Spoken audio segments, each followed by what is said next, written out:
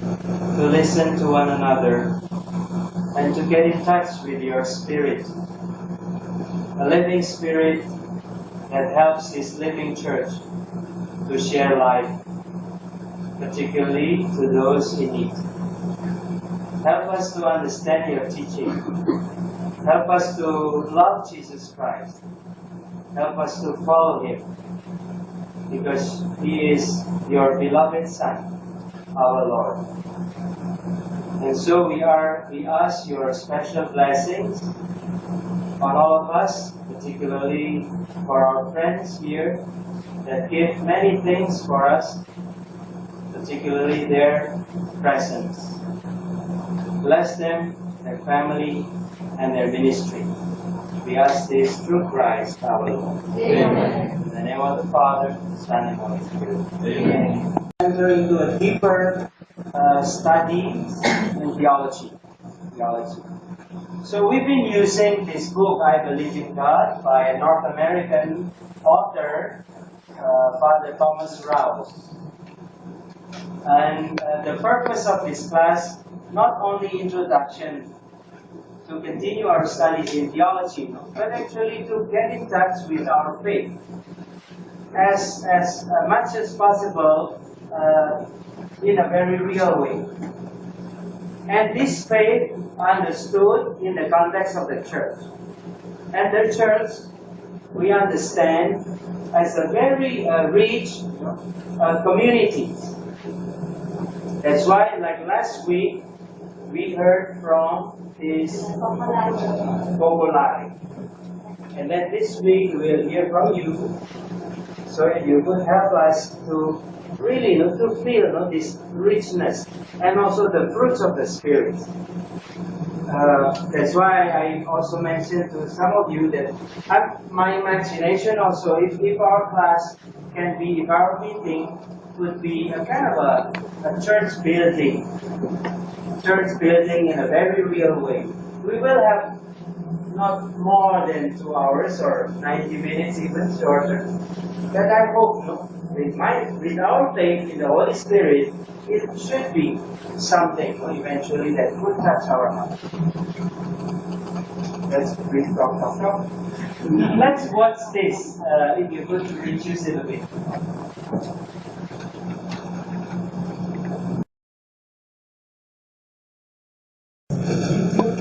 For just teaching us who and how we are. We are happy, we are descendants, we are forgiven, we are peace, blessed, raising our eyes, and we are all, especially the body of Christ. Thank you very much. Thank you, Father Budi, for initiating this sharing activities in the spirit of our class. Now, instead of saying that we turn the page, I would like to say, let us continue the sharing. And here we welcome the fraternity of communion and the liberation community, founded by Monsignor Kusani since 1954. This is the group that we are going to listen to, which is formed by Sister Lisa, Brother Anthony, Sister Eden, Sister Bartholomew John, and under guidance of Maria Robles Samson. I would like you to engage.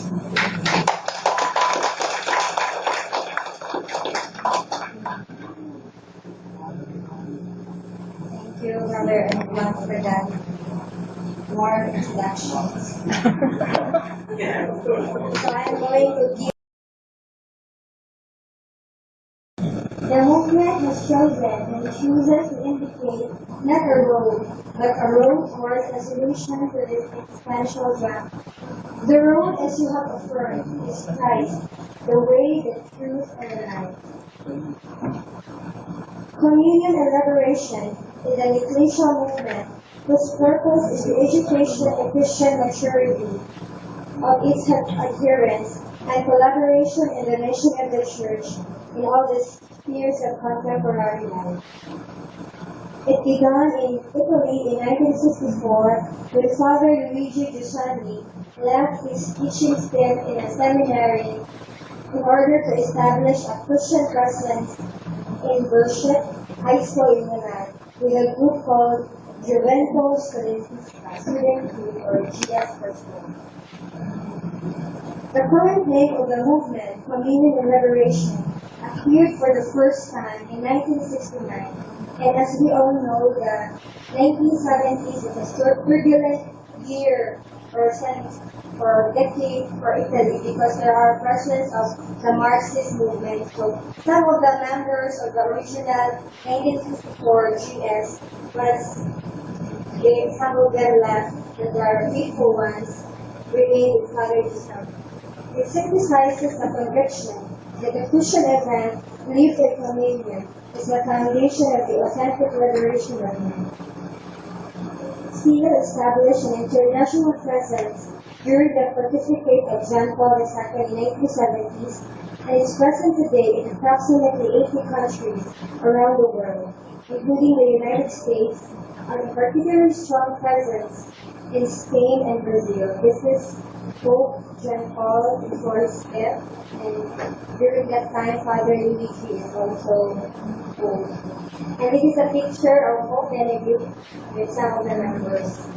Today, it is around in 80 countries in all continents and is guided by Father Julian Caron, the successor of Father Giussani after his death in 2005. He is a Spanish priest, member of the committee. So I have here a short video which captures the essence of the Communion and Liberation movement. For me, the movement is something it's going inside. It brings you to reflect, brings you to yourself, and of course to your community. So the essence of the CL, Charism, is a proclamation that God became man. And the affirmation that this man, Jesus of Nazareth, who died and rose again, is a present event, whose visible sign is a communion, that is to say, the unity of a people led by a living person, the Bishop of the World.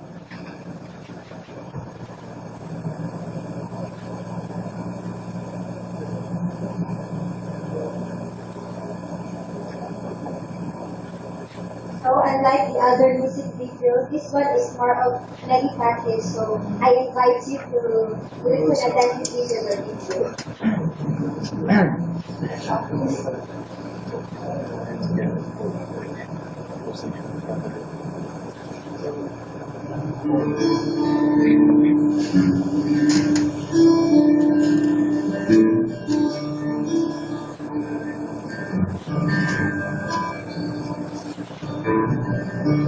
What can I call my home? Who is my family? Where do I come from? What is my history? Someone long ago sailed across the sea, left his native home in search of liberty. As he stepped aboard, wasn't really sure what he was aiming toward, what he was looking for. Did he long for home in a land so strange? Did he lose his memories when his name was changed? Did he sell his story for a new world fantasy? He could never find the honest living mind in a land of liberty. Oh, say, did you ever see the ideal man, the self-made man? And so George Washington, I found the liberty that Abraham Lincoln could not have given me. Please tell your awful song. I finally found freedom more than it could have seen in his American dream. The amber waves of rain will never be the same. The sun has shed its grace through a human face. It happened long ago, our friendship shows us how. And if that's so unforeseen, it still happens here and now.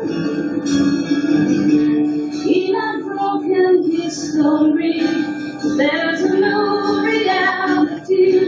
If you're more aware than dreamers of our death, come and share our liberty.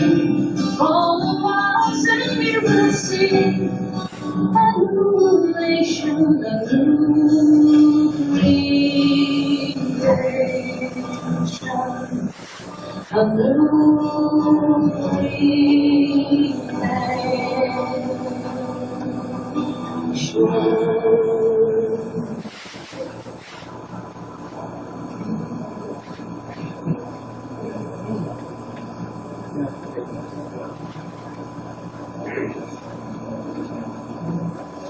So let us all welcome one of the responsible members of the CL movement in the Philippines from the Fraternity of Communion and Liberation, Miss Maria Lourdes Samson.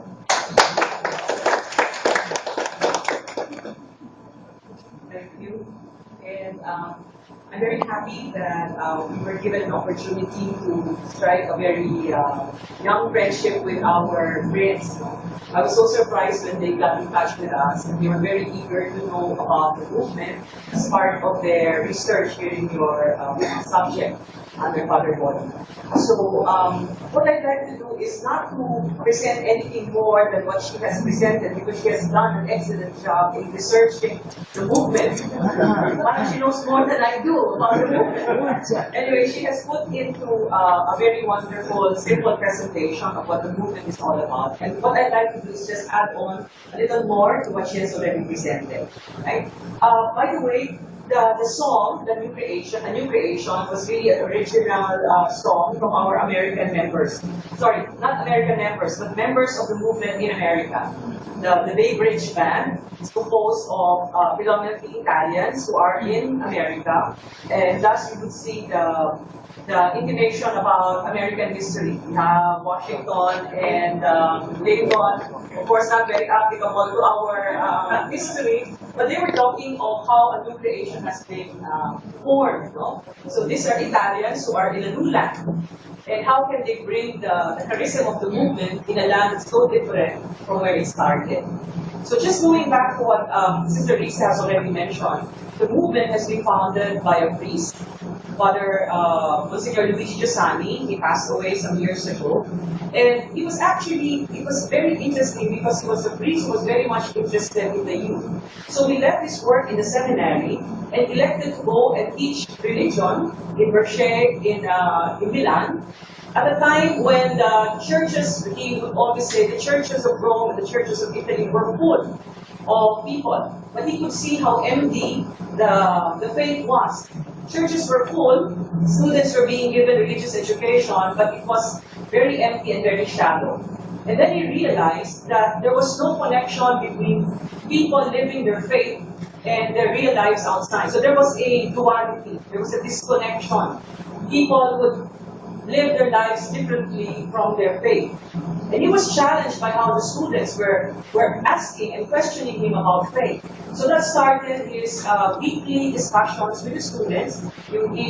I never met him personally. By the time I was part of the movement, he was really quite old and infirm. And he would normally just be in a video conference with us responsibles. I never met him personally. But I can imagine how charismatic his personality was, to give a very strong impression on the students, the high school students. So these high school students hang around with him, trying to catch all his thoughts about living faith, how we could really live faith in a realistic way. How the Christian event, when you talk about the Christian event, how Christ entered our history, how it can be lived in the present, not as something that happened 2,000 years ago, but something that is living, is present in the student, in the mothers, in the fathers, in families. So as he went through that, he was slowly building a following. He always mentioned, I never intended to found a movement. Alright? So it just came out of the desire of these people who followed Father Giussani in all of these years. And even as they moved on to college, they were still seeking this man who was speaking something that adheres or bears a very strong correspondence to what they're living. They're looking for something, and this man is talking about something that makes sense to them. So this group of people graduated from high school, went on to college, still being guided by Father Giussani. And as these people, this group grew through the turbulent 70s, they got married, they entered religious life, it spawned many, how do you say it? Sorry, my nag-assignment ako eh. When you follow the religious life, anyway. Yes, you go from being a formation, or you found a calling for the religious life. A vocation. Thank you. A vocation.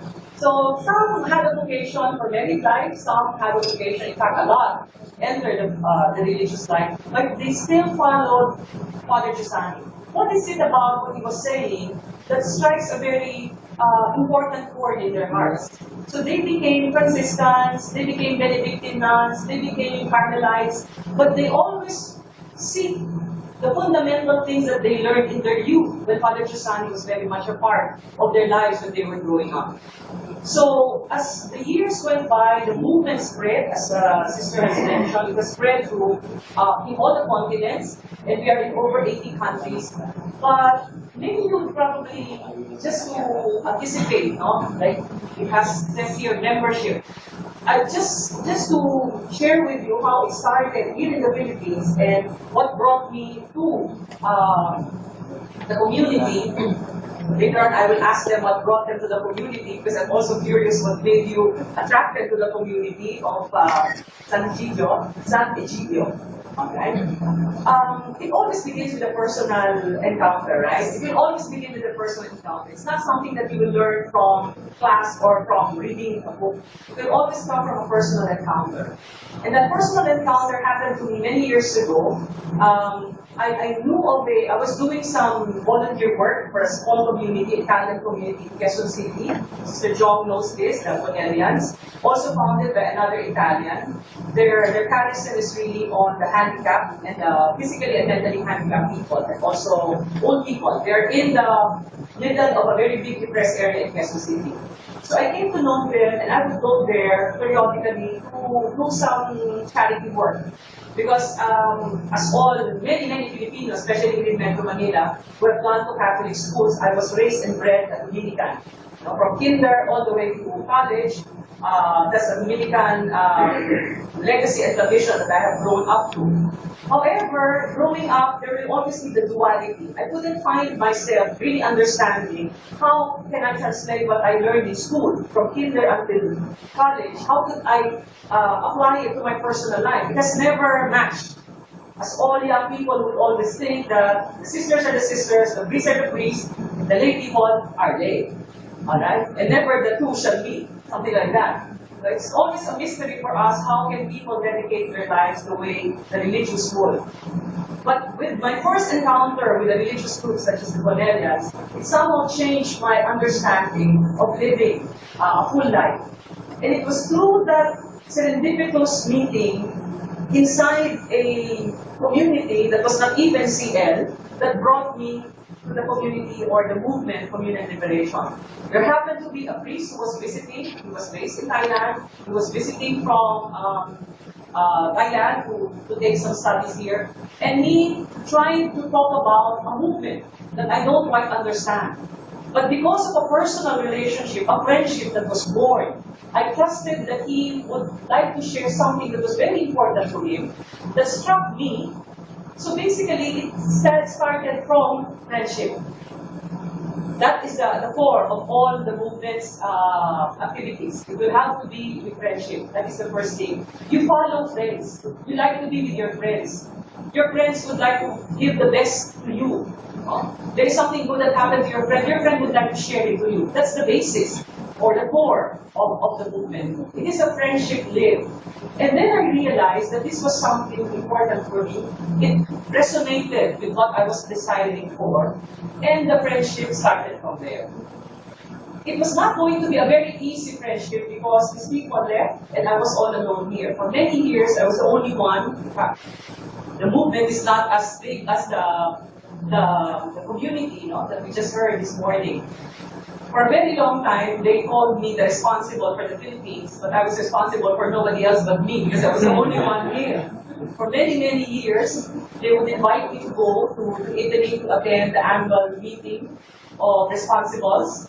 And I would be lost in a sea of people, and they would talk about communities in Brazil, especially, in the States, in Latin America, where there are hundreds and thousands of people following the movement. And here I am, all alone, not knowing how do you actually begin all of these things? How do you recruit? How do you evangelize? How do you spread?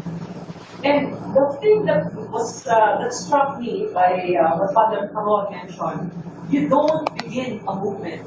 You live a friendship, and that is the beginning of the movement.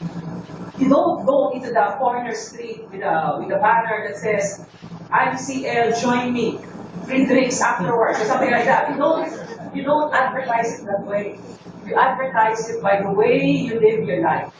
It was going to be very, very long and a struggle. You see, I come from the corporate world. I've been in the insurance business for many years. I retired after 21 years in Manulife. I saw Manulife was one of your sponsors. I retired in 2010, so hindi na tayo nag-abot doon. I do. Yes. All right. Okay. See how strange the mystery of Christ bringing us together. So after many years of Manulife, I retired. I went back to my original love, which was teaching. Because prior to insurance, I was a college professor at the University of Santo Tomas. As I mentioned, I was schooled in UST as a Dominican, and I taught for practically almost 10 years at UST. So after several years, I went back to my original love, which is teaching. So I got back into the industry, but now I'm no longer in sales. I'm already in training. So I'm now with Generali, also a life insurance company, but basically head of training and sales development. But why am I saying this? My corporate experience, my corporate thinking, made it more difficult for me to really understand how to put together this kind of calling that is very, very new to me. In my corporate mind, there must be a plan. There must be a schedule. There must be a goal. There must be a target. How many people do I have to recruit? When? All of these things, that's very corporate. And Christ does not want a corporate mind. Christ wants a mind that follows and just becomes obedient to his calling. So in the beginning, it was very difficult. But then slowly, I realized, just by living where I am, who I am, in Manulife, because that was where I was really most involved in those the years. No? Then it struck me that it is something that people will realize over time. So one of the very first people who asked me was one of the persons whom I've not really thought about even inviting. She was not even a close friend because my closest friend is not even Catholic. My closest friend is a born-again Christian. And would always try to argue about what she does and what I do. So there's always a conflict, but she's my best friend. Anyway, she passed away some years ago. But anyway, the point is, I was able to discover something that moves, not because of me. In fact, it is in spite of me. In spite of what I do, it is something that moves in spite of me. So it has nothing to do with who we are. And that was one of the things that I learned in the movement. There's nothing about you, nothing to do with you. There's always something to do with what moves you, and which is the spirit. So if you were to talk about the movement, we're not really a community, we're not an association, we're a movement, how the movement grows, let me just share from my personal sharing to the things that probably would give you a more clear understanding of who we are. So, membership. Okay. So, as mentioned, this is actually, well, call it association for lack of a better word, but it's really a movement. It is guided by the president, Father Carol, and the Central Diaconia, of which all the international leaders are members. So in each country, there is one responsible. At the moment, I am, who coordinates with the central office of the CL International Center in Rome. When we say there is no official membership, it simply means that we are not a card-bearing group. You can look at my bag, you don't find any ID. Alright? So we're not a card-bearing group.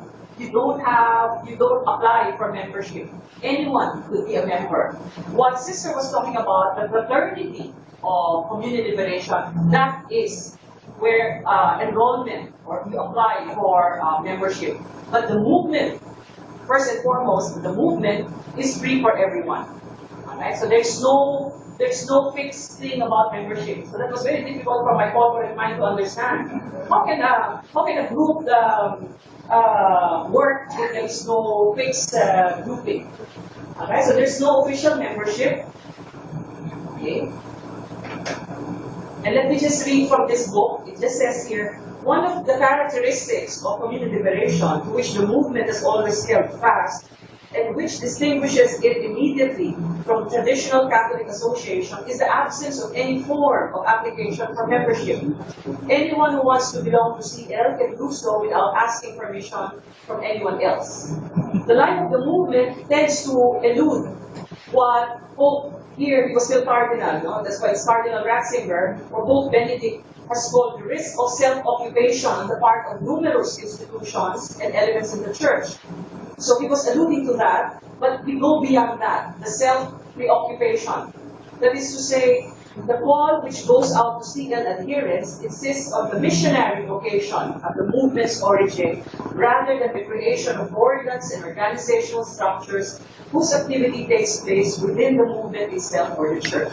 So we're not preoccupied with setting up structures. That is very predominant in many ecclesial movements or associations.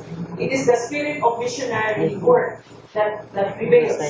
So when we say free membership or membership is free, that is basically what we mean by it. Alright. So when we just taking over what she has prepared, sharing on the CL Charism. The fraternity is different. As you could see, established in 1978, but in 1982, that was when it was recognized to be an ecclesial movement. So this is where some, not all, some of our members openly and willing, subscribe to and become a member to. So the more serious people within the communion and liberation movement would like to live a life in communion with all the other people worldwide, and that is when they join the fraternity of communion liberation. So those are two different things. The movement, free membership, but the fraternity is based on really years of enriched life with the movement. And this is where most of our members would normally end up with, meaning enrolling. So here, the association takes on a structure, because then your application will have to be accepted by the central. Because there are certain norms that you have to follow once you are a member. It tells them that you are dedicating and committing your life to follow the movement more closely than before. Now, born of this movement, the Fraternity of the Missionaries of St. Charles Borromeo started in 1985. This was a product of the charism of the movement, moving young men to form a group. So these are largely priests who were once upon a time members and still are members of the movement. So would you recognize it as the priestly society within the movement, you could say that. So this was born out of the desire of the CL members, who were probably diocesan priests and other priests, who would like to form a group, and this was born, the Fraternity of St. Charles Borromeo. Okay. Another group of people founded in 1988 is the Memoras Domini. The Memoras Domini, we have heard the Popolare. The Popolare is also a lay movement, and they have single blessed people, right? I don't know if that was shared in the last group, because we know some people from Popolare. And they call themselves, well, the single blessed, of course, in quotations, because you could be married and still be blessed. No? But this is a single blessed status of life. Meaning, these are people, single people, who dedicate their lives and follow vows. The same token, in the movement, we have what we call the Memoras Domini. It is an association or a group of people who live together. We have houses for men, Memoras Domini for men, Memoras Domini for women. And these are people who live together, they follow the norms, they follow a life of prayer, they live together. And which is very, very interesting is because they come from different persuasions. Some are architects, they are professionals, some are regular office employees, secretaries. They live together and form a life together, guided by the charism of the movement. So normally this will have a spiritual director in the form of a priest who would constantly follow and guide the house. There are several houses of the Memoras Domini. Not here in the Philippines, we don't have a Memoras Domini residing here, but normally if a presence is, they would want to establish a presence in a foreign land, normally they would either send a Memoras Domini to work, find work, alright, and establish a presence, build a house, and the others will follow. Right? So this is a Memoras Domini. So they are single people who are not religious, but they live like a religious. Strange, no? But I always say that's strange. Why don't you just become a nun if you have all of these vows anyway? But it's a different charism altogether. That is the Memoras Domini. The Fraternity of St. Joseph is another group. Unfortunately, I have very little information about this segment of our movement. Okay. Next sister. Alright. The congregation of the Sisters of Charity of the Assumption is probably, we have the priestly fraternity of St. Charles Borromeo, we have the nuns. Also, this is again based in Italy. If you notice, there are two. I'd like to draw your attention to the GS, Juventus Studentesca, and the CLU, or the CL University. As mentioned, Father Giussani founded the movement basically as a teacher of young people. So still, CL maintains the high school. Juventus Studentesca is really the high school arm, because that is where the beginning of CL really started. That's the high school chapter of CL, and we have the CLU, or the university.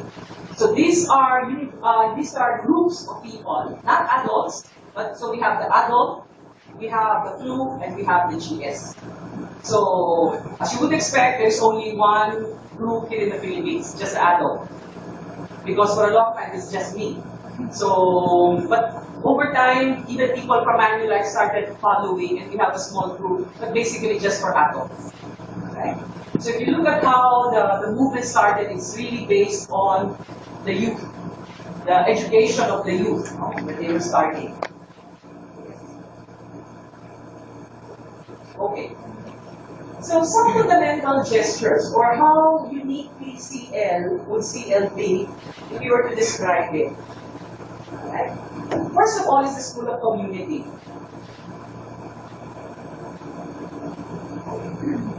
So here, it says here, fundamental way in which the charism is lived on a regular, usually weekly meeting. There is a reading and discussion of particular texts suggested by the central leadership from Monsignor Giussani or Father Giussani's writings, or from the church's magisterium. There is a trilogy, 3 books that are very fundamental to the movement. These are 4 books that Father Giussani wrote. And for many, many years, even up to now, we would always be guided with the teachings based on those 3 books. The Religious Sense is the first one, Why the Church, and At the Origin of the Christian Faith. These are the 3 core books. As like the books, your books, it's not locally available, and it's very expensive to have it brought here. So that's also a difficulty that we experience. You cannot spread awareness of the movement if that is also a challenge already. Of course, the Filipino ingenuity will always come up with photocopies. So photocopies are no problem. So when we have our School of Community, it's basically on photocopies, reviewed by photocopy. So, sorry sister, what do we do during School of Community? In fact, it says here, it aims at being a true school which, through the reading and discussion of texts indicated by the Movement Center, helps participants to come to a clearer understanding of the nature of the Christian fact and of the Church. So the School of Community is supposed to be public. It's not something private, done in a closed room with just the 3 of you talking about Christ. It's supposed to be a missionary gesture done in public. So it could be proposed in places of study or in places of work. And this is something born out of the idea that we have something of value to offer to others. So we encourage people to join us in School of Communities. Because it's quite difficult to organize a School of Community given all of the members are all working. We have School of Community once a month. We normally come together, but one of our members who's Italian, Francesco, also holds a School of Community in another place in the Bonellians. So it's really an open proposition for everybody to come and join. It's very difficult to study the text, so what we do is to study other literature. And I will show you in a while what I mean, because there are other things or other tools that we can use. Okay. Okay. What we heard this morning, a while back, the Bay Bridge Band, is the American band. American meaning transported Italians in America, and they also started this Way of the Cross in New York. It can be quite appalling for a lot of New Yorkers to see the Way of the Cross in the streets of New York. Alright? And the movement specifically looks at this as a missionary gesture for the public to understand that prayer can be something shared, not only personal but shared in a community like this. So the first expression of communion, prayer, is the fruit of a truly experienced community life, and the movement encourages acts of personal as well as community prayer. When we go to prayer,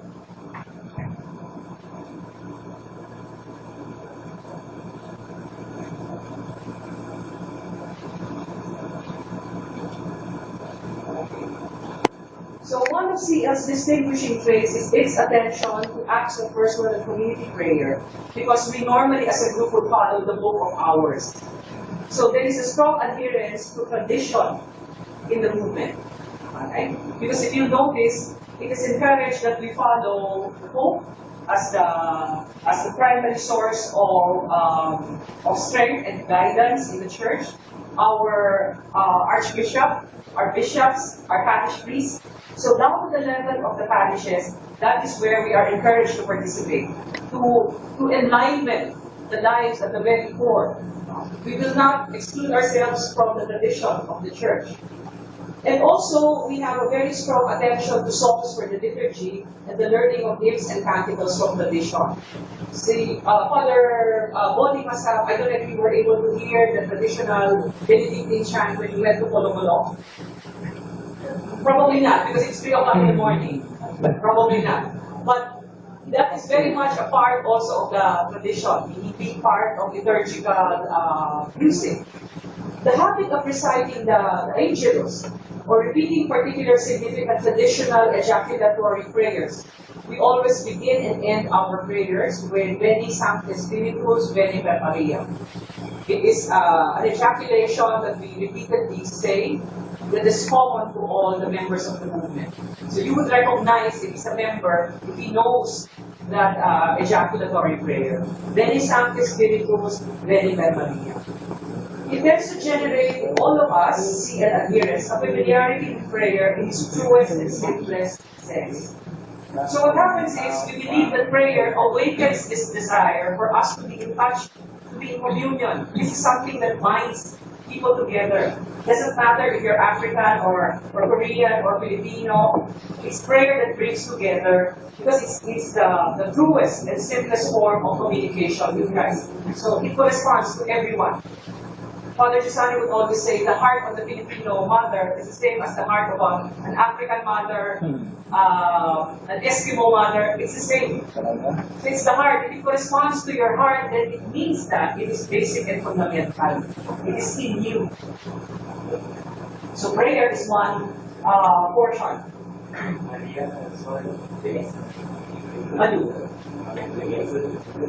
much more time? Because I think people really want to ask questions. You do? Sure. Yeah. Just a few more things. Okay. Thank you, Father. When we say charitable work here, this actually is the organized charitable arm, but this has nothing to do with what charity work we can do individually, right? So there has been a lot of initiatives as far as charity work is concerned because it's an outpouring of what you feel. Because you're in communion with everybody. So we have this. We also have the food bank, where people are members who go to supermarkets and ask, if you're going to the grocery, when you come back, can you just give us one can of the sardines that you bought? So that's a food bank. We try to solicit food that way, to include the poor in your grocery, even by just a can of soup or a noodle or something like that. And this has been regularly done in Italy. We have tents of charity, also of the same nature. Many of our members, especially in Latin America and Italy, they also have a lot of visitation to the poor, just like all the others in the different communities. So it's not a plan of social action, but a way of learning through solidarity and free giving. Alright. You will notice that being a teacher, Father Giussani's exposure is always in the arts. And the arts has something to do with music, with painting, with literature, learning poetry, and all of that. It makes the experience more powerful, very human, because we cannot not respond to beauty and art. We will always respond to beauty and art. So the value of literature, music, and the arts, we discover the truth of the human heart, of beauty and human dignity, through songs, through music, through reading. So we're all encouraged to read. They will always send us a list of preferred texts that we read outside of Father Giussani. And we're encouraged to learn the poetry of Leopardi, understand the music of Verdi, and all the other Italian poets, musicians, composers, etc.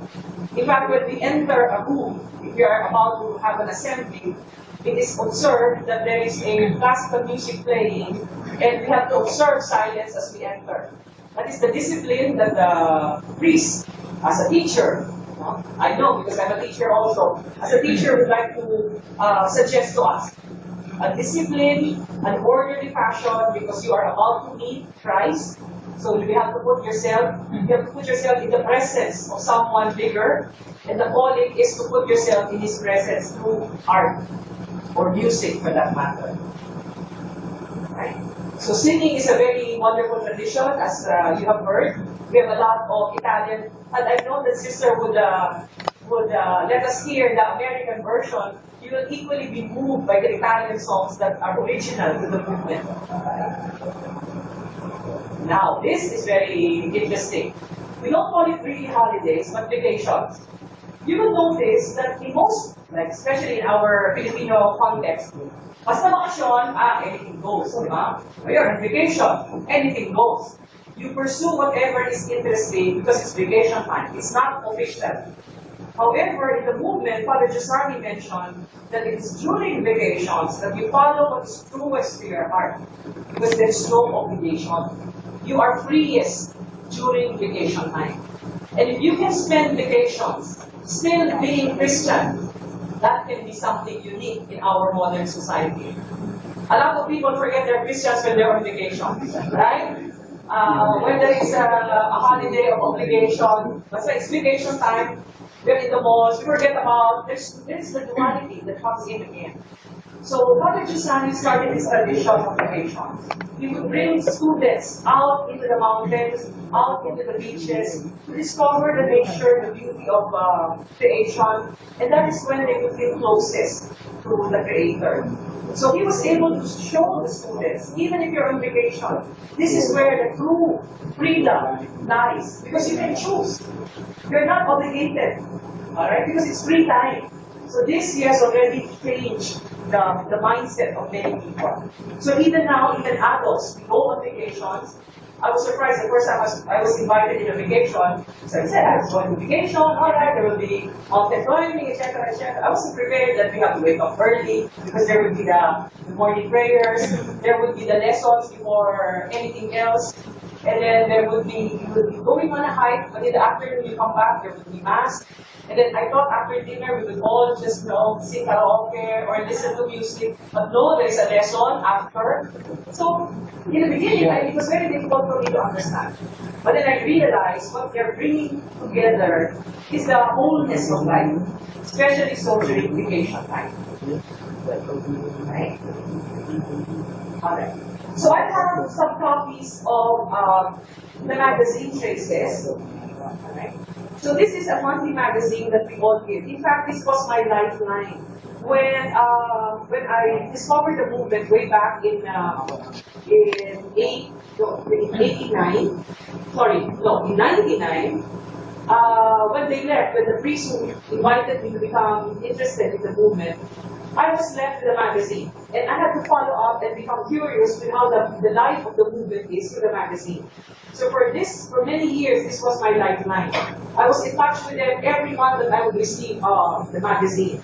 Because in the magazine, I would discover stories of people, ordinary people like you and I. They live lives with all the challenges, with all the heartbreaks and heartaches, and still be able to understand the value of life. So this is something that we normally give out to friends. I have about 25 copies, but these are back issues that I'd like to give to you. I don't know if there will be enough for everybody, but these are really, they're still in good condition, but kind of old. So you probably find a different pope there. In fact, maybe two popes.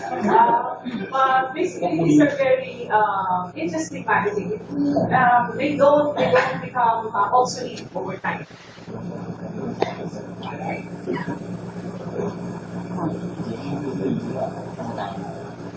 Maybe it's not very important to talk about the more system. No. At the end. Okay. So just going back to my original sharing, from then on I was able to follow the movement more closely, and it has grown from just one person to several people, basically office mates of mine from Man in Life. So they accompany me in my journey towards understanding how faith can be lived in the present. So I was very blessed when the group visited me. So they got lost in the happy. So in this portion, they were very tired because they were looking for where the building was. But eventually they found themselves and were able to share a little meal and a simple sharing of experiences. So I hope that was able to help you understand a little bit of what the movement is all about. Thank you.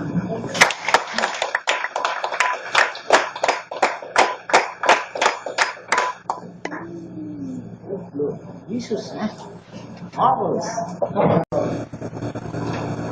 Our faith, the spirit, and the founders, laymen and the Aricati, and then the priests.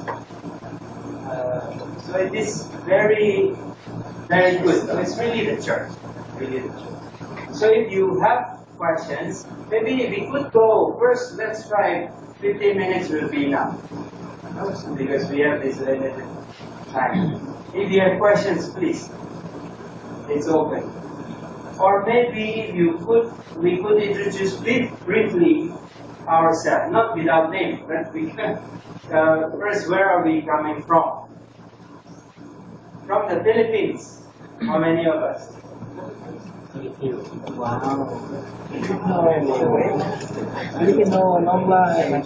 From Vietnam.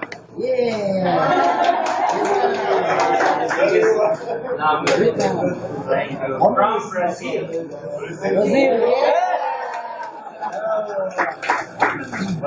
Mexico. From Mexico. Japan. From Japan. And from Korea also, yes. From Thailand. From Thailand. From Africa, from Congo. In the picture. So if you have questions, well, we have this chance to meet, basically. Otherwise, we have to look for our friends.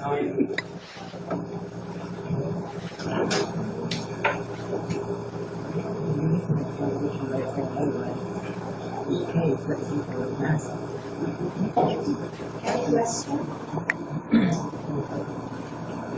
For any of them? For the speakers, I think it's better if we will sit down.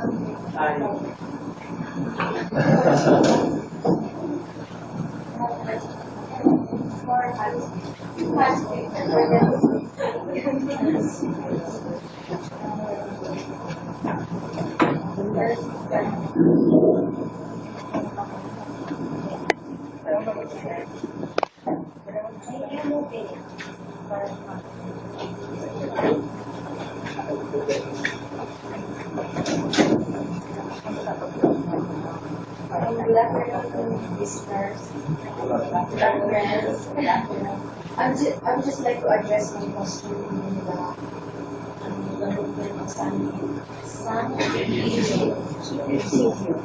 because I heard that during your presentation, you said that you've been going around to go to the mayors and talking about maybe science and laboratories for the planet. And as well as your son on the RH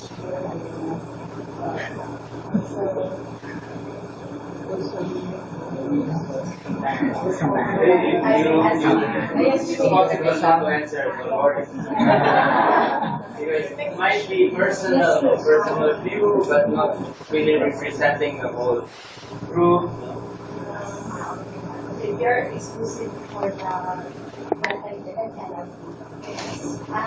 I also learned about your Bravo program. Is it exclusively for children and not for all for adults?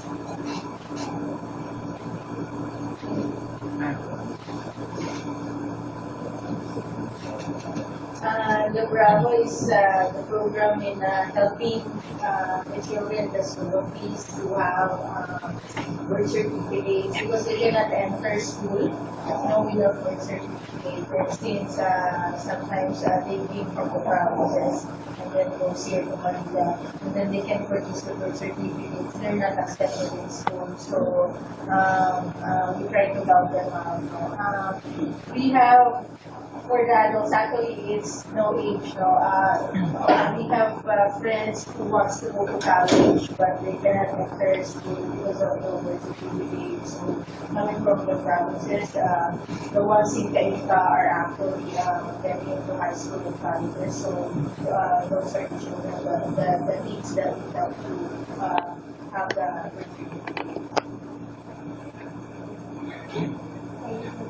another question. Are you still with us for the day? Yes. Any questions or clarification? Yes, brother. Thank you very much for your presentation. I can sense that it was wonderful and meaningful for me. I would like to say thank you, Miss, also because you already mentioned about the conditions of your movement, the movement of communion and liberation. However, with another group, I am one kind of curiosity to know what are the conditions that to join into your group? The conditions. Yes. Yeah. Yes. Okay, MBO. yeah, as what CL what you said earlier, it's also there's no membership. It's actually a volunteer. So the three of us actually are volunteers for the community. We are currently working in the corporate world, and it's also through friendship. It's how we started. So a friend for me invited me to join the community. Then from there on, we started. So seeing the charisma because I like children, so that's where I started. I entered the community. The community has a lot of pillars, like the prayer, the friendship with the poor, and others. So each of us entered through different doors in the community. So I entered through the children. Vito entered through the prayers. So that's how the members are getting into the building. Okay, thank you very much. Actually, I would like to add also, with the charism of the community, actually it's also open for everybody as long as you have the heart to serve the poor. Actually, with the community, we also have Muslim friends. And as long as they join the community serving the poor people, with the elderly and the Christian and the children, we are also friends of the community. So they are members of the community, even if they belong to other religion. But in respect with the faith that we have, so we also celebrate through those services that we have because of it. Mostly in Pakistan, in Indonesia, where Muslims are majority, we have the friends. Thank you to our friends. Any other questions? From Brazil. Yes. So I have a question for her. Mrs. Ma'am, sorry. So I would like to know how, when I saw the name, the Communion Liberation, I immediately thought that was, something that you could just doing to go together, and then I realized that there's something more spiritual than what I have thought. Maybe I didn't understood. I understand. I would like to ask you, what's the core, what's the need of the communion liberation? What does it mean for you? Which kind of liberation we about now? I think it was in one of our slides where the definition of actually is. It simply says that living your faith in communion brings about the impetus for us to be truly liberated, because it is in our free will we are liberated to choose. So it may sound very powerful words, especially if you're coming from Latin America, where the liberation theology somehow, will probably give you other ideas about liberating democracies and governments. We're not activists. We are people who, I think, originally the real definition was how can we live our faith? Our faith is lived in communion. It is lived in friendship. It is lived not as a personal introspective way, but rather being able to share this with others. As mentioned, it normally starts with friends. I don't even know what she's doing, but she's doing it so well. She has a very happy life. I always see her. I'm interested because she's important to me. So by following a friend, and that's how actually Christ began his ministry, friendship among the apostles. There was no scriptural things that were discussed. And when they asked, where are you from? Come and see. So the invitation of come and see is an invitation of a friend. So in communion, that is when you now help each other in the truest sense, meaning not imposing, but rather appealing to, if it's something that adheres to my, how should I put it, the things that are important to me in my heart, it must be true for you as well. Because internally, so sometimes when we go to the school of community, my friends, so difficult to read the text by yourself. We always say we read the text together. That's why the school of community is really essential. You'll not be able to discover it by yourself. So when for a very long time I was basically alone, my lifeline in Traces allowed me to look into the lives of the members. Then I discovered that they were just like me, a mother, going through the same challenges, and how they were able to live those challenges in communion with other people. So that gave me the desire to adhere. That gave me the desire to, this is something that I think is important in my life. So that made me more faithful to the movement. It's very difficult to be faithful if you're alone because you're not following anyone. You know, you look behind your back and there's somebody in front of you, there's somebody following you, you're alone. It's very difficult. So somehow the lifeline that was afforded to me was being part of the bigger family of the movement. Brazil is a very, very active, in Brazil we have a very, very active group. And they're one of the pillars of our Latin America community. I hope that answers your question, brother. Yes, because I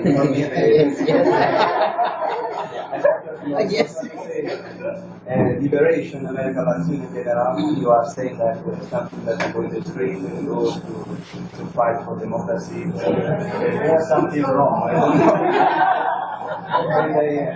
When I saw the pictures, when you were explaining about the community, the movement, I saw that you were praying, pray the rosary, read the Bible, so something very different because this word, the there is a very strong meaning, especially the importance of that. Thank you. Thank you.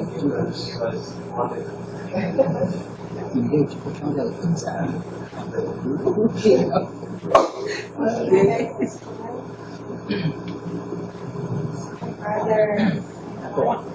Thank you very much for what you said today. And I would like to just because also friendship with the food. Friendship with the food. I don't want to know you call food, but I want to know what's your experience of feeling when you eat the food. Mind that as a student that now, when you eat the food, you experience. That's personal. The poor for the community is not just poor that has no money, but it's in all aspects. We consider the children as poor because they are defenseless. No? They have no power unlike the adults. No? So even if you say they are rich, I mean, if you put them in a situation where they are hopeless. The elderly, we also call them as the poor because I mean, for a lot of people, they say that the elderly gets the power of the young, no? Them have to be taken care of. They are dependent on other people, being old, and the prisoners are also the poor for us, the homeless, those who are disabled. So these are the for the community are the poor. So we build friendships with them, yeah, and in the Philippines we have done the elderly and the service for the elderly and the service for the children. So I've been part of the service of the children. It feels, I mean, it's like what other groups would say it is where I have found being a Catholic, doing something. I mean, for me, the words of God is not enough. I need actions through the community that I've seen it. You know, it has completed my journey. I need to serve Christ. I could see Christ through the children. So that's what I feel. So until now, every Sunday, every day, since I started, every Sunday, since I started the community, I go to the children. So I think just an addition. One of the distinct recollection of mine when I first went to Italy and I was being introduced to many of the members. I was surprised because I was hosted by an elderly couple. They're already retired, but the gentleman was really a top executive from a multinational company. So he was really well esteemed. You know, he gave a room for me to stay when I was in Milan. And I was surprised because one day we were walking and we passed by a man, clearly the janitor of a big housing complex beside his apartment. And he struck a conversation, and back then I couldn't understand much Italian, although now they can bring it to the market, they can sell it because I can understand Italian a bit more. But then I could not understand what they were discussing. But I was trying to grasp, what the discussion was all about. And apparently this man was talking to a member, another member, who was a janitor of another building. And they were talking about coming together in the afternoon to rally together to join a wedding party. And I was struck because maybe I would speak for the Filipino culture that the class division is very, very distinct in our society. Unfortunately, the class distinction, meaning an organization, there will probably be a meeting for just the rich people, and maybe it will be Tagalog for the people who are not in the same class level. That's a very distinctive thing that we have with our culture. And I was so surprised when there was no cultural division in that regard, or class division. They were talking as if they were friends. And then I was looking at an elderly man whom I knew was an executive. I was thinking to myself, this will never happen in the Philippines. Somebody who will hitch a ride with a janitor to attend a wedding party and casually just talking about life.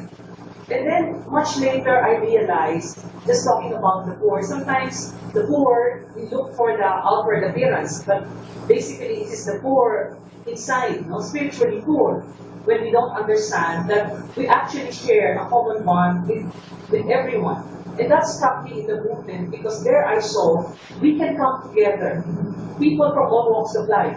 We have members who are janitors, we have members who are factory workers, and we have members who are equally well placed in society. But the common denomination is not our class gender or our class where we are in life. But the common denominator, we don't look for the least common denominator. We look for the greatest common denominator, what brings us together, not the least, but what brings us together, and that is Christ. So then I realized this is something that I can live on a daily basis. It is a reality. It is something that's abstract that I cannot relate to my daily life. It somehow educated me. Just one thing that Father Giussani would always say. It is an education in the faith. Live in communion with people in the context of the tradition of the church. We never stray from what the church teaches. We never go against. We support the Pope every single step of the way. We realize and recognize the hierarchy, the traditional church hierarchy, and the tradition we respect because that is where our culture has been communicated over the years. But what struck me was that the poorness of spirit can be something more prevalent than just the outward appearance. And it is when you strike at the heart of the person that you realize his desires are exactly as mine. He wants to be happy, he wants to achieve a whole life. It's exactly the same as what I desire. So our desires are common. So we work on what is the greater majority or greater denominator than the least common. Thank you very much. Thank you very much. Now you know, Brother Antoine, what I work for.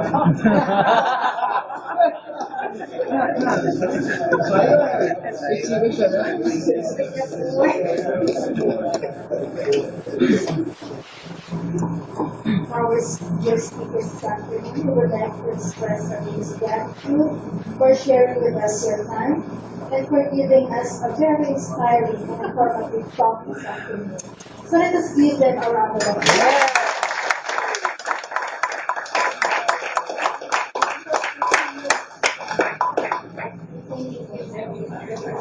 Salamat po. Salamat po. Sa pagpasaramin na po.